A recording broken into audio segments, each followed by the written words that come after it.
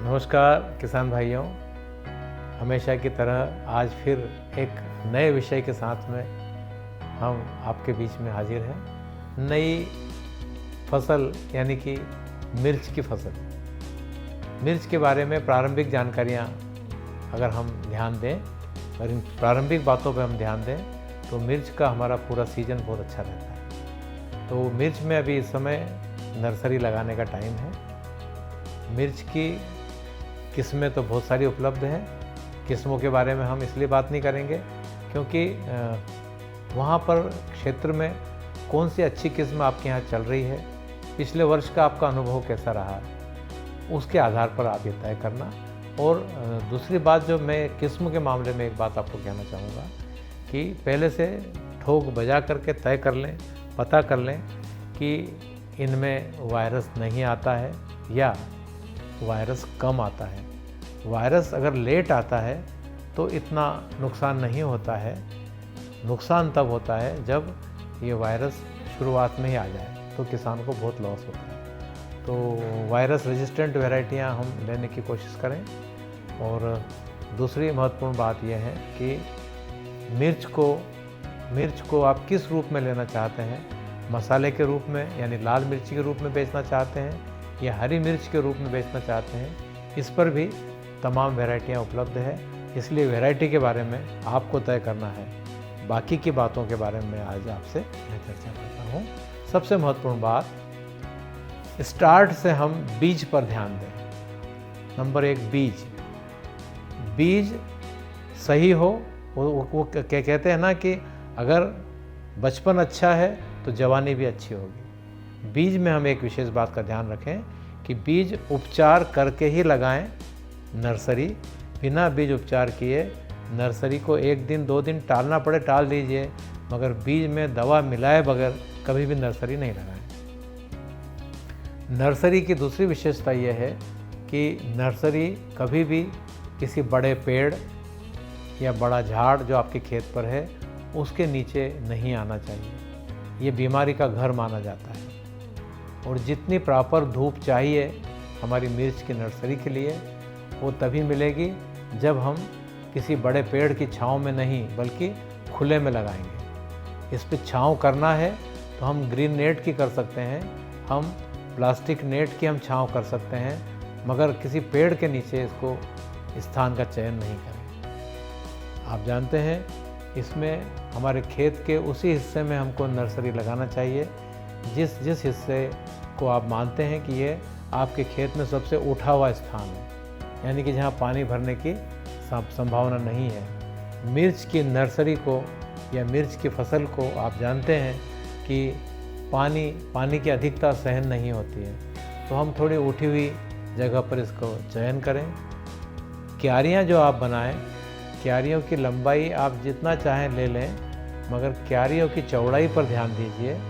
3 feet या 3.5 feet से ज़्यादा चौड़ी क्यारियाँ नहीं बनाएं। इसका मुख्य कारण यह है कि आपने कई क्यारियाँ बनाई है, 10 क्यारियाँ 20 क्यारियाँ बनाई होगी, प्रत्येक क्यारी 3 फीट की है चौड़ाई में।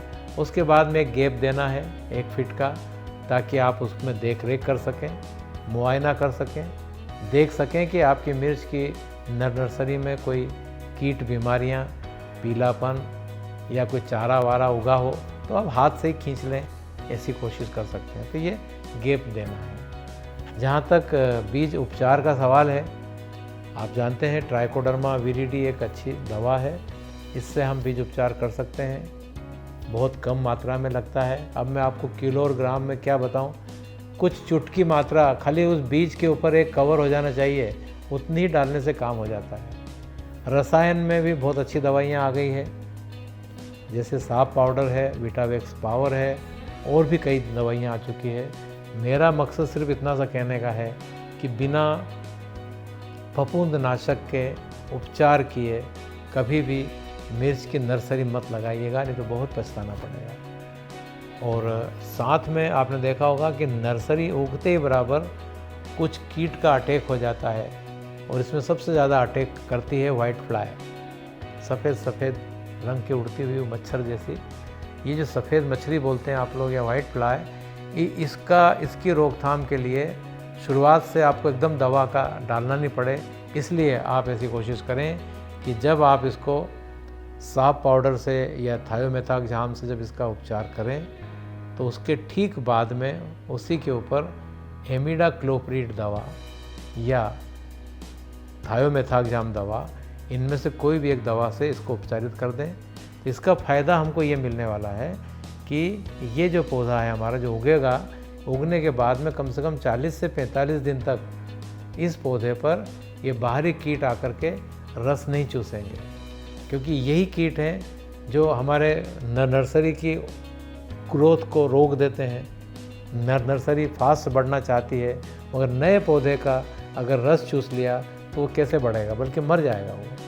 और दूसरा, इन दवाओं का एक और फ़ायदा ये है कि ये जो कीट जो आते हैं वाइट फ्लाई वगैरह, यही हैं जो वायरस को लेकर के आते हैं, यही हैं जो एक पौधे से दूसरे पौधे पर वायरस को फैलाते हैं।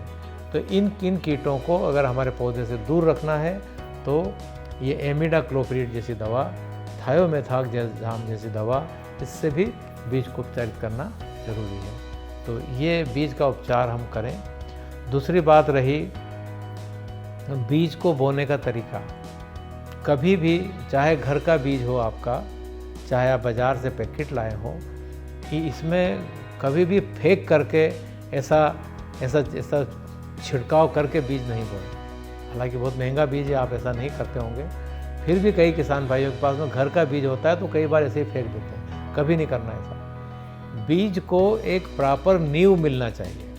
जैसे कहते हैं ना कि नींव खोदे बगैर मकान थोड़ी खड़ा हो सकता। तो आपने जो 3 फीट की क्यारियाँ बनाई हैं, इन क्यारियों के आप एक किनारे पर बीच में बैठ जाएं और हाथ में एक लकड़ी का टुकड़ा टीन का इसको लें और इससे उन क्यारियों में ऐसी लाइन बना दें।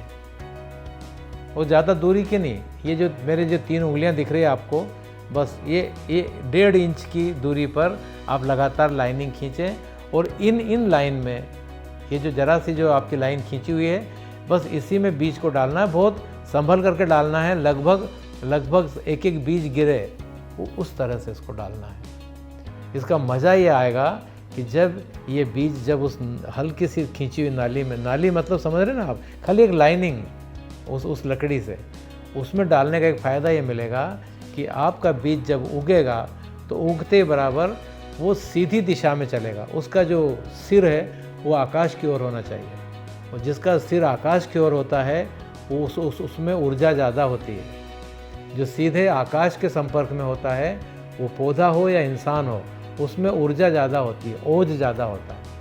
तो इसलिए इसका नींव का मिलना, नींव का बनाना ज़रूरी है। उसी में हम बीज को डालें। जब आपने पूरी क्यारी में इस तरह से लाइनिंग करते करते जब आपने बीज डाल दिया है, इसके बाद में अच्छी आपके पास तैयार रहना चाहिए गोबर की खाद, अच्छी मैश की हुई, बारीक की हुई, छनी हुई, उसको उसके हल्के हल्के परत इसके ऊपर हम डालेंगे। यानी कि बीज को जो ढकने का काम है वो ये गोबर की हल्की सी एक परत करेगी। उसके बाद जो हम पानी देंगे, तो पहला पानी कभी भी ऐसा बहा करके मत दीजिएगा। पहला पानी हमेशा स्प्रे कीजिए। यदि आपका झारा नहीं है तो हमारा जो पंप है दवा छींटने का, इस पंप में हम पानी लें और हल्का हल्का स्प्रे करते हुए आगे बढ़ें। कोशिश करें कि नर्सरी में हम जो स्प्रे करें वो इस पंप से ही करें। और इसमें सबसे महत्वपूर्ण बात यह है कि दोपहर को पानी देने का अवॉइड करें। या तो सुबह 5:30-6 बजे आप पानी दे दें, या शाम को 6 बजे के बाद। इस बीच में पानी देने से एक सबसे बड़ा नुकसान ये होता है कि जब 42-45 डिग्री जब तापक्रम पहुंचता है हवा का, तो हमारी मिट्टी का तापक्रम भी बहुत बढ़ा हुआ रहता है। ऐसे में अगर हम इसको दिन में पानी दे देंगे तो जो पानी आपने दिया है इस मिट्टी की गर्मी के संपर्क में आके वो पानी भाप बन जाता है, और भाप जो है वो पौधों की जड़ों को जला देती है। तो पानी का टाइमिंग का विशेष ध्यान रखें। और लगाने के बाद ही इसके ऊपर ग्रीन नेट, भले बहुत बड़ा घर नहीं बनाया, भले इतनी खुटियाँ गाड़ दें चारों तरफ और उन खुटियों के ऊपर ग्रीन नेट ढक दें चारों तरफ से, खाली ऊपर ही नहीं चारों तरफ से ढक दें, यानी कि नीचे तक लटकती हुई और उसके आसपास भी एक मिट्टी की लाइन उसके ऊपर लगा दें वजन, ताकि सिर्फ धूप जाए उसके अंदर, हवा प्रवेश करेगी मगर उसमें कीट प्रवेश नहीं करेगा। आपने शुरुआत से अगर इस तरह से इन पौधों को बचा लिया इन कीटों से, तो आप देखिएगा जो कीट आकर के बीमारियों को फैलाने वाले थे उनकी आपने एंट्री रोक दी है। प्रातःकाल सुबह थोड़ी सी धूप इसको ज़रूर मिले, थोड़ी हवा मिले। जब आपको इसमें कुछ स्प्रे करना हो उतनी देर के लिए खोलिए, वरना इसको कभी भी डिस्टर्ब मत कीजिए। ये नर्सरी अगर आपने अच्छे से बचा ली है तो समझ लीजिए हम जिस तरह से छोटे बच्चों का बहुत ध्यान रखते हैं, 1 दिन के बच्चे का, 2 दिन के बच्चे का, 2 साल के बच्चे का, 5 साल के बच्चे का हम विशेष ध्यान रखते हैं, क्योंकि वो कभी भी गलती कर सकते हैं और छोटी सी गलती उनकी पूरी ज़िंदगी को बर्बाद कर सकती है। तो ये हम ध्यान में रखते हुए आगे बढ़ें और कोशिश ये करें कि जब तक आप इसमें नर्सरी में आपका पौधा है, इस पौधे को बहा करके पानी नहीं दें। अब आप कहोगे कि उगने के बाद में क्या डर है? जी हाँ, डर है। डर ये है कि बहता हुआ पानी आपकी नर्सरी को टेढ़ा कर सकता है, आपके पौधों को झुका सकता है। तो ये झुके नहीं। जब आप उखाड़ करके पौधे को खेत में लगाएंगे, उस समय उन्हीं पौधों को चयन करना जो पौधे सीधे हो, स्ट्रेट, जिनकी कमर झुकी हुई नहीं हो। ऐसे पौधों को अगर आप चयन करेंगे तो ये पौधे खेत में जाने के बाद भी, लगाने के तत्काल बाद में ये शुरू हो जाएंगे। और नर्सरी के अंदर, जैसा मैंने आपको पिछली बात में बताया था कि नर्सरी की तैयारी में ही जितना अच्छा गोबर का खाद आप डाल रहे हो, उसके साथ में एक तगारी, कम से कम 1 तगारी 2 तगारी राख ज़रूर डालें। राख नहीं है तो राख को बनाएं, कंडे की राख, लकड़ी की राख, ये ज़रूर मिलाएं। तो इससे क्या होता है कि जो जड़ें जो है, जड़ों को मिट्टी के द्वारा रोका नहीं जाता है। ये राख जो है जड़ों को आसानी से गहराई तक ले जाती है और जड़ें चलती है फास्ट तो पौधा भी चलता है फास्ट। एक वो तरीका जो पिछली बार मैंने धान के किसानों को बताया था, मैं आपको बताना चाहता हूँ कि जिस दिन आपको मिर्ची का रोप उखाड़ना है, उसके 2 दिन पहले जो आप सिंचाई देते हैं, तो सिंचाई के समय में हल्की सी राख, ज़्यादा नहीं, 2 मुट्ठी 4 मुट्ठी राख एक बार और इस नर्सरी पर डालें। उसके बाद फिर पानी का फुहारा मार दें। ये राख ज़मीन के अंदर चली जाएगी। इससे एक फ़ायदा बहुत बड़ा ये मिलना है कि जिस दिन आप पौधों को उखाड़ोगे, ये सब के सब पौधे जड़ सहित उखड़ेंगे। कहीं ऐसा ना हो कि जड़ टूट जाए। अगर पौधे को उखाड़ने में जड़ टूट जाती है तो समझ लीजिए कि ये पौधे की ज़िंदगी आपने रिटार्ड कर दी और इसकी ज़िंदगी आपने रोक दी, क्योंकि जब तक ये जड़ें रिपेयर नहीं होगी तब तक ये पौधा ऊपर चलना शुरू नहीं होगा। तो आप जब रोप लगाते हैं खेत में, तो लगाने के समय 2 घंटे 3 घंटे के बाद ही ये पौधा स्पीड पकड़ लेना चाहिए। ये तभी संभव है जब इसकी उखाड़ते समय एक भी जड़ टूटी हुई नहीं हो, और ये तभी संभव है जब नर्सरी का प्रिपरेशन करें उस समय भी राख डालें, गोबर की खाद डालें। जब उखाड़ें उसके पहले भी आप हल्की सी राख डालें, पानी डालें, तो ये जड़ें नहीं टूटेंगी। तो एक ये महत्वपूर्ण बात, और कोशिश करें कि कम से कम उम्र की नर्सरी उखाड़ करके खेत में चली जाए। कई बार ऐसा देखा गया है कि कहीं कहीं हमने नर्सरी देखी है, कुछ किसान भाइयों की कुछ मजबूरी ऐसी रही होगी कि उस नर्सरी के क्यारी में ही पौधों को फूल आना शुरू हो जाते हैं। सोचो कितना लेट हो गई वो नर्सरी हमारी, कितनी लेट हो गई। क्यारी की अवस्था में ही उसके अंदर फूल आना शुरू हो गए। इसका मतलब ये हुआ कि आपने दारा सिंह को बूढ़ा कर दिया, और बूढ़ा करने के बाद में उसको कह रहे हैं कि अब कुश्ती लड़ो। ये तो गलत बात है ना। तो इन चीज़ों का ध्यान रखते हुए हम मिर्ची को लगाएं। जहाँ तक हो सके पौधों का माथा काटना फ़ायदेमंद है। मिर्ची की सबसे ऊपर की डीरी तोड़ करके उसको वहाँ नहीं रखना है, उसको खेत से बाहर ले जा करके टूटा हुआ पार्ट खेत में नहीं पटकना है, क्योंकि इसमें भविष्य में आने वाले कीड़ों के अंडे भी रहते हैं ऊपर की कूपल में, तो उस कूपल को तोड़ करके फेंक देना ज़्यादा अच्छा है।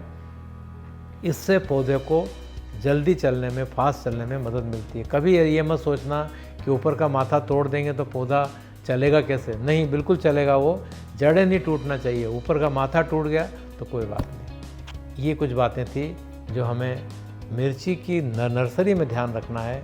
अगर हमने यहाँ ध्यान रख दिया तो भविष्य में हमारी मिर्ची का उत्पादन बहुत अच्छा मिलेगा। तो ये कास्ता पाइप जो है उनके द्वारा ये कार्यक्रम स्पेशल रूप से किसानों की सेवा में अर्पित किया जा रहा है। समय समय पर इस तरह की जानकारियाँ आपको हमेशा देते रहेंगे।